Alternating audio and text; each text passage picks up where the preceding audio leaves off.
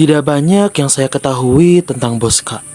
Namun cerita-cerita yang beredar mengenai dirinya begitu menarik dan penuh kekaguman. Saya sekarang sedang berada di salah satu makam pahlawan. Dia adalah seorang brilian yang memiliki dedikasi, integritas, serta kepribadian yang kuat. Datang ke Indonesia pada tahun 1887.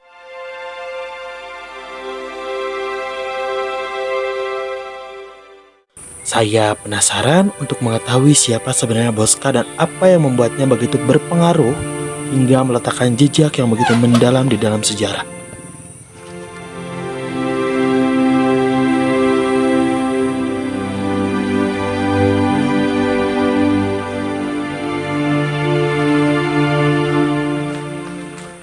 Pangalengan di Kabupaten Bandung merupakan rumah bagi beberapa peninggalan sejarah Karel Albert Rudolf Boska, seorang Belanda keturunan Jerman yang memberikan kontribusi besar bagi Indonesia.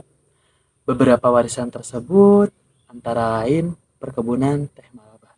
Boska mendirikan dan memimpin perkebunan ini selama kurang lebih 32 tahun, di mana ia membangun pabrik pengolahan teh, pemukiman pekerja perkebunan, bahkan pembangkit listrik tenaga air. Perkebunan tersebut kini dikelola oleh PT PN 8 setelah diambil alih pemerintah pasca kemerdekaan.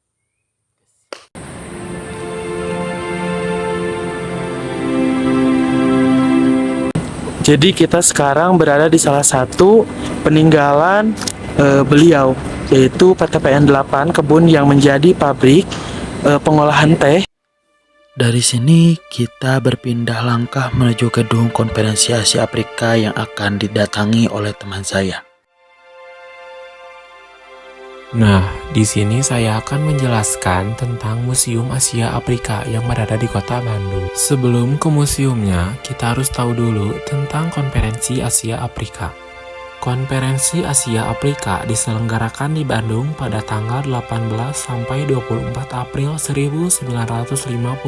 Konferensi ini mencapai kesuksesan besar baik dalam mempersatukan sikap dan menyusun pedoman kerjasama di antara bangsa-bangsa Asia Afrika maupun dalam ikut serta membantu terciptanya ketertiban dan perdamaian dunia. Konferensi ini melahirkan dasar sila Bandung yang kemudian menjadi pedoman bangsa-bangsa terjajah di dunia dalam perjuangan memperoleh kemerdekaannya dan yang kemudian menjadi prinsip-prinsip dasar. Prinsip dasar ini dalam usaha memajukan perdamaian dan kerjasama dunia. Usai Perang Dunia II, dunia terpecah menjadi dua bagian yaitu Blok Barat dan Blok Timur. Blok Barat terdiri dari negara-negara berpaham liberalis, sementara Blok Timur berpaham komunis. Mengenal Museum Konferensi Asia Afrika. Museum ini merupakan salah satu museum yang berada di kota Bandung yang terletak di Jalan Asia Afrika nomor 65.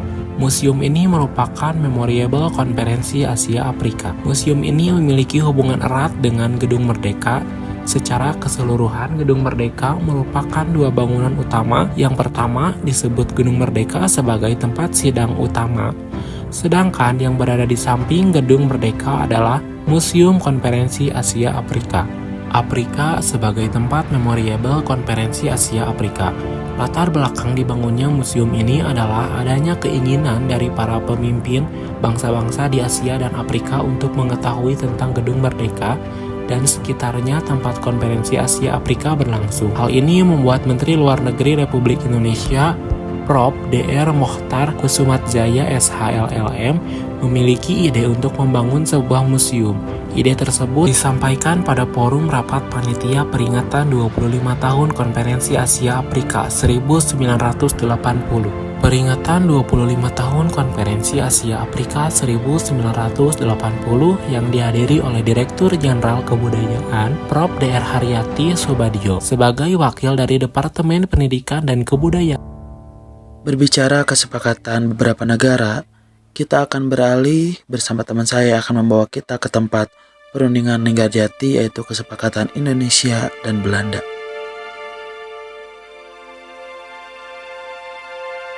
Perjanjian Linggarjati. Perjanjian Linggarjati adalah perjanjian antara Indonesia dengan Belanda. Perundingan yang diadakan mulai tanggal 10 November tahun 1946.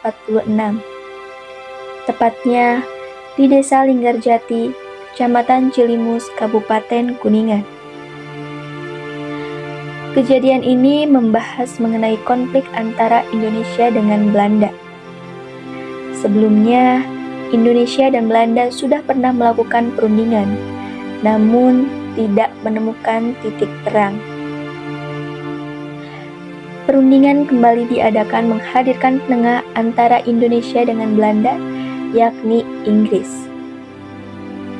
Perjanjian Linggarjati ditandatangani pada tanggal 15 November 1946 di Istana Merdeka, Jakarta. Setahun setelah perundingan, barulah kedua negara menandatangani perjanjian tersebut.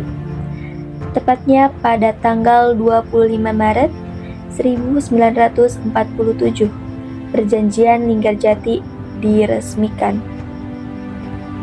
Tujuan Perjanjian Linggarjati diselenggarakan memiliki 2 poin penting. Yang pertama, tujuan pertama Perjanjian Linggarjati ini untuk memperoleh pengakuan kemerdekaan Indonesia dari Belanda. Hanya saja Belanda tetap tidak mau menyerahkan bangsa Indonesia, sehingga tetap mengklaim bahwa Belanda memiliki sebagian wilayah Indonesia.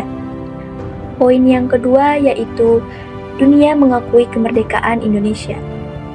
Karena pengakuan internasional atas kemerdekaan Indonesia itu sangat penting sekali bagi negara Indonesia. Karena dengan pengakuannya, Indonesia otomatis mendapat dukungan. Tokoh-tokoh yang terlibat dalam perundingan Linggarjati ini terbagi menjadi 3 negara. Negara Belanda diwakili oleh Dr. Hubertus van Mook, Dr. F.D. Eboer, Mr. Max van Vool, dan Profesor Dr. Insinyur William. Untuk penengah terdapat dari pemerintahan Inggris, yakni Lord Kelvin, dan yang terakhir dari pemerintahan Indonesia terdapat 4 kandidat yaitu Sultan Syahrir, Mr. Susanto Tirtoprojo, Dr. Adnan Kapaugani, dan Mr. Muhammad Rum. Belanda mengakui secara de facto Republik Indonesia dengan wilayahnya meliputi Sumatera, Jawa, dan Madura. Belanda harus meninggalkan wilayah de facto paling lambat 1 Januari 1949. Yang ketiga, Republik Indonesia dan Belanda akan bekerja sama untuk membentuk negara Indonesia Serikat sebagai Republik Indonesia Serikat atau RIS. Salah satu negaranya adalah Republik Indonesia atau RI.